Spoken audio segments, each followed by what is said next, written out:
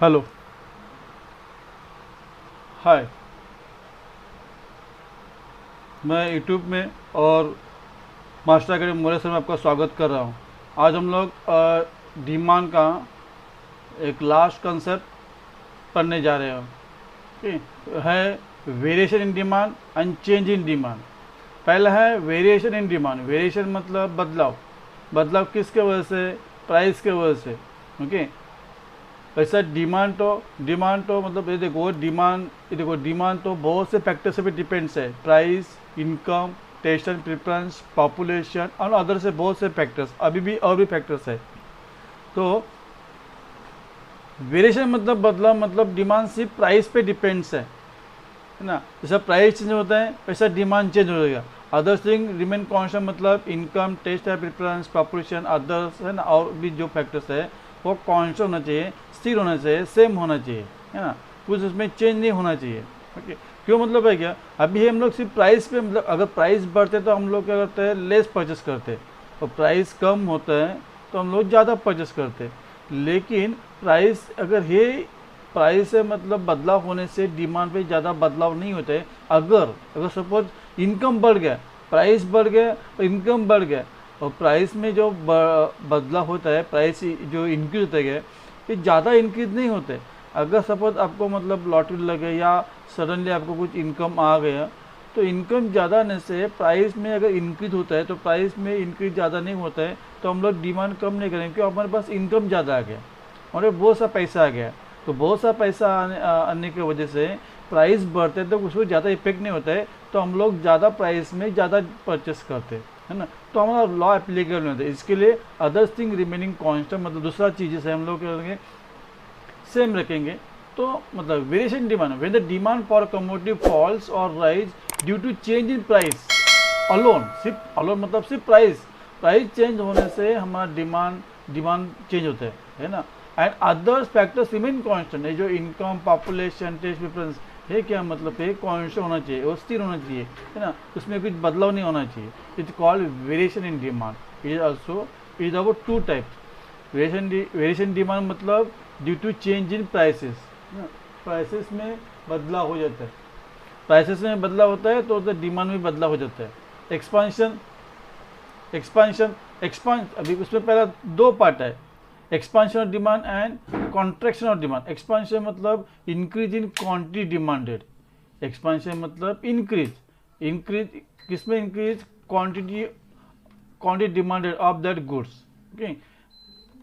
अभी हम लोग ज़्यादा डिमांड कब करता है, जब प्राइस फॉल्स होता है। तभी जब प्राइस कम होता है तो हम लोग क्या होता है, हम लोग वही कमोडिटी हम लोग ज़्यादा परचेस करते हैं। तो expansion of demand refers to rise in quantity demanded due to fall in price alone. Price alone मतलब सिर्फ प्राइस चेंज होने से, सिर्फ प्राइस चेंज होने से वो क्या करते हैं, हम लोग वो प्राइस मतलब कम होता है, सिर्फ प्राइस कम होता है तो हम लोग क्या करते हैं, ज़्यादा डिमांड करते हैं। While other factors like taste, है ना, हमारी मतलब टेस्ट है या इनकम है of the consumer, size of population remain unchange.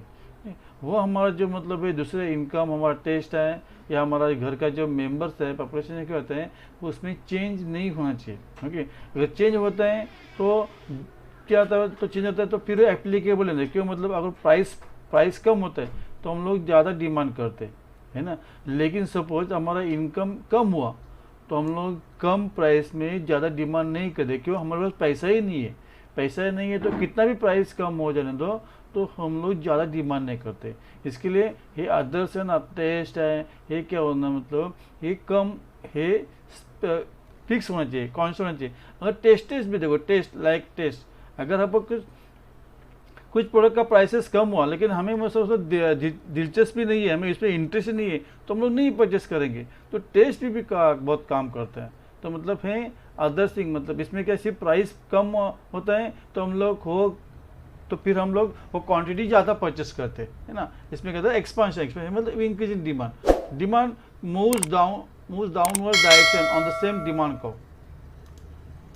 This is explain with the help of the level. देखो expansion of demand, the expansion quantity demanded in kgs on x-axis and price in y-axis.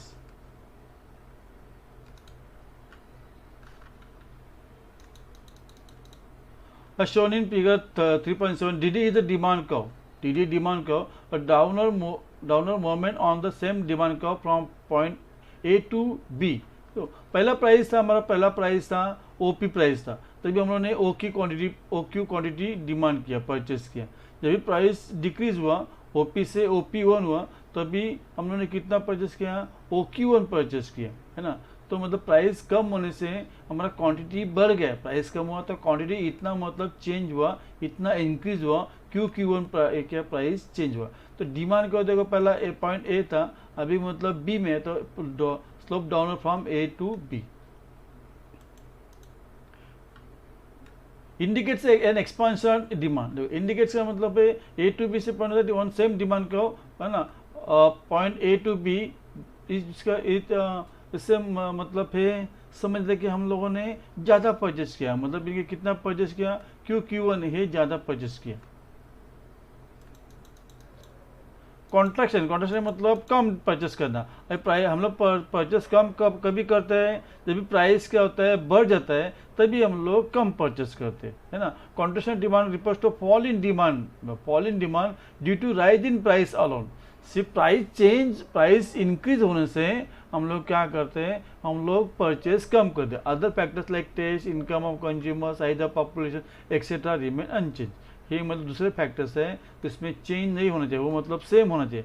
Demand का moves in the upper direction on the same demand का। देखो पहला भी इसमें पहला price था OP था, तो हमने ओपी था तो हमने OQ परचेस किया। जैसे प्राइस इंक्रीज हुआ, OP से OP2 हुआ, है ना, तो मैंने सिर्फ OQ2 परचेस किया, इतना परचेस किया। तो मतलब इसमें जैसे प्राइस इंक्रीज हुआ, PP2 इतना प्राइस इंक्रीज हुआ, तो डिमांड देखो इतना डिमांड में, क्वांटिटी डिमांड में कम हुआ Q2 से, तो हमने इतना ही मतलब अभी डिमांड किया, परचेस किया।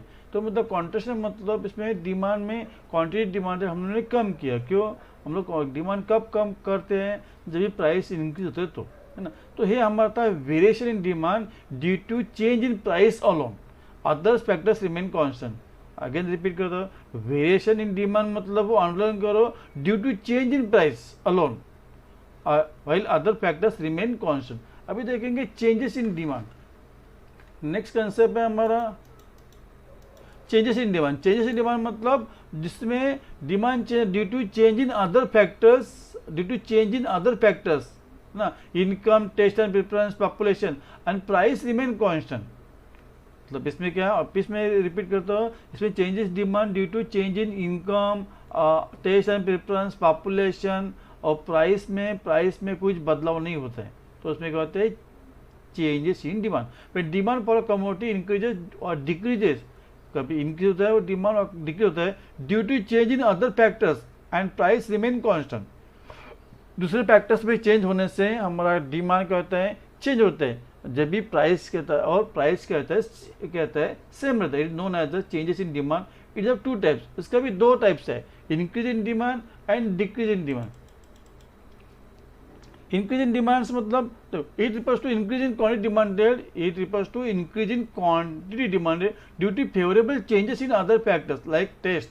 फेवरेबल उसमें मतलब अगर पॉजिटिव रिस्पॉन्स है इसमें, लाइक टेस्ट में, इनकम में of the consumers, climate condition etcetera, तो and price remain constant.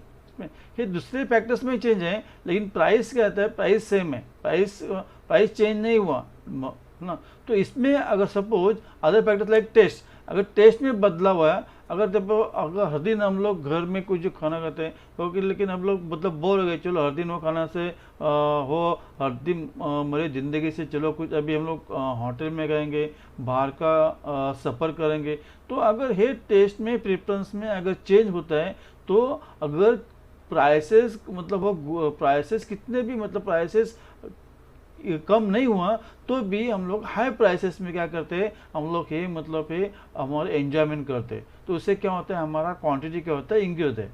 Price ऐसे मतलब प्राइस कम होता है तो हम लोग ज़्यादा परचेज करते हैं, लेकिन इधर प्राइस सेम है, लेकिन सपोज हमारा टेस्ट बदल गया, हमारी दिलचस्पी बदल गई, हमारा प्रेफरेंस बदल गया, तो हम लोग क्या करते हैं, प्राइस कम नहीं हुआ, प्राइस स्थिर है, प्राइस मतलब सेम है, तो भी क्या करते हैं हम लोग हमारे टेस्ट के हिसाब से हम लोग मतलब एंजॉयमेंट करते हैं, ज़्यादा परचेस करते हैं। इनकम ऑफ द कंज्यूमर, क्योंकि अगर इनकम फेवरेबल है, अभी फेवरेबल मतलब इनकम बढ़ गया, लॉटरी लग गई, बहुत सा पैसा आ गया, तो बहुत सा पैसा है तो हम लोग बहुत से खर्चे करेंगे, बहुत से मतलब इंक्रीज डिमांड, ज़्यादा परचेस करेंगे।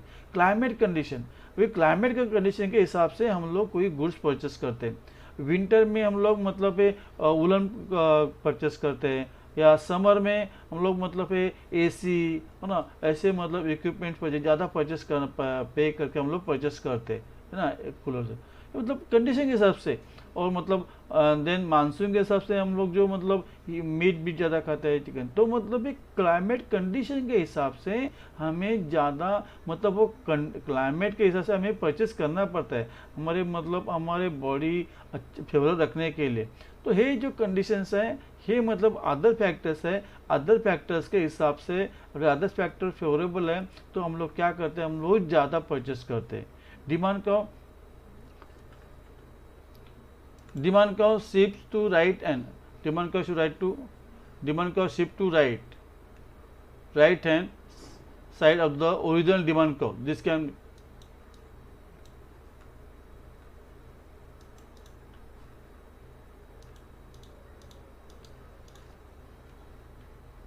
पहला डिमांड देखो, प्राइस ओपी था, प्राइस ओपी है तो हमने पहला परचेस कितना किया, ओक्यू किया, ओके। लेकिन अभी प्राइस सेम है, लेकिन अगर हमारा टेस्ट बदल गया, इनकम बदल गया, तो सेम प्राइस में हम लोग कितना ज़्यादा परचेस करेंगे, कितना OQ1 परचेस करेंगे। तो हमारा देखो सेम प्राइस में हमारा मतलब QQ1 इतना ज़्यादा परचेस किया, increase demand.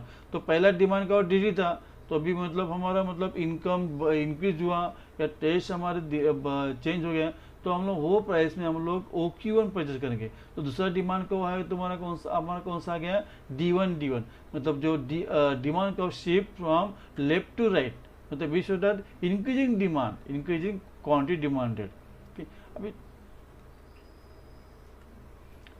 as shown in figure 3.9, DD is the original demand का shift outward to the right, है ना, आउटवर्ड ऊपर जा रहा है, to the right from DD to D1 which indicates increasing demand. Decrease in demand, it refers to decrease in quantity demanded due to unfavorable changes in other factors, ना। इसमें मतलब हम लोग क्वांटिटी जो डिमांड कम करेंगे ड्यू टू अनफेवरेबल, ना, मतलब उसमें अच्छा बदलाव नहीं आता है हमारे, तो क्या होता है, अच्छा बदलाव न आने से हम लोग कम परचेस करते हैं, ओके। और प्राइस क्या होता है, रिमेन कौन सा, प्राइस चेंज नहीं होता है, प्राइस फिक्स है। वैसे हम लोग डिमांड कम, अगर प्राइस ज़्यादा होता है तो हम लोग डिमांड कम करते हैं, लेकिन इधर प्राइस के वजह से नहीं है, कुछ दूसरे फैक्टर्स है, दूसरे फैक्टर्स के अनफेवरेबल वजह से हम लोग क्या करते हैं, परचेस कम करते हैं, डिमांड कम करते हैं। लाइक टेस्ट, है ना, अभी अगर सपोज है मतलब बहुत सा हमने एंजॉयमेंट कर दिया, है ना, बहुत सा मतलब घूम लिया, बहुत सा जो भी हमारी मन से इच्छा पूरी हो गई, तो अभी क्या करते हैं, चलो अभी बस बहुत हो गया, अभी हम लोग ज़्यादा है क्वांटिटी नहीं परचेस करेंगे।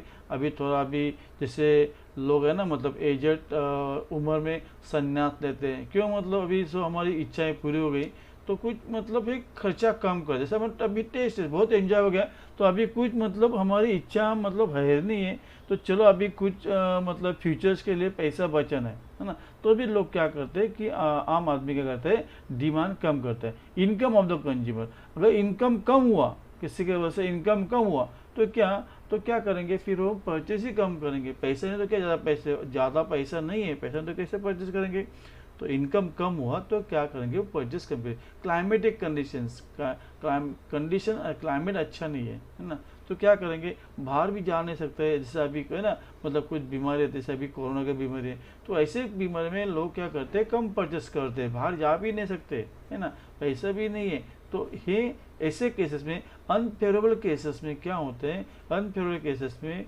लोग क्या करते हैं, परचेस क्या करते हैं, कम पर। सर इनकम मतलब कंज्यूमर मतलब पुअर पर्सन, इनके पास पैसा नहीं रहता, इसके लिए वो क्या करते हैं, कम परचेस करते हैं ना। टेस्ट, तो इसके वजह से मतलब है अनफेवरेबल कंडीशन, मतलब इनकम कम हुआ, टेस्ट बदल गया, है ना, क्लाइमेटिक कंडीशन अच्छा नहीं है, तो इन केसेस में आम इंसान क्या करते हैं, तो मतलब कमोडिटी कम परचेस, डिमांड का shift to left hand side of the original demand curve. This can be explain with the help of, तो पहला प्राइस था ओपी था प्राइस, उन्होंने कितना परचेस किया, OQ परचेस किया, है ना।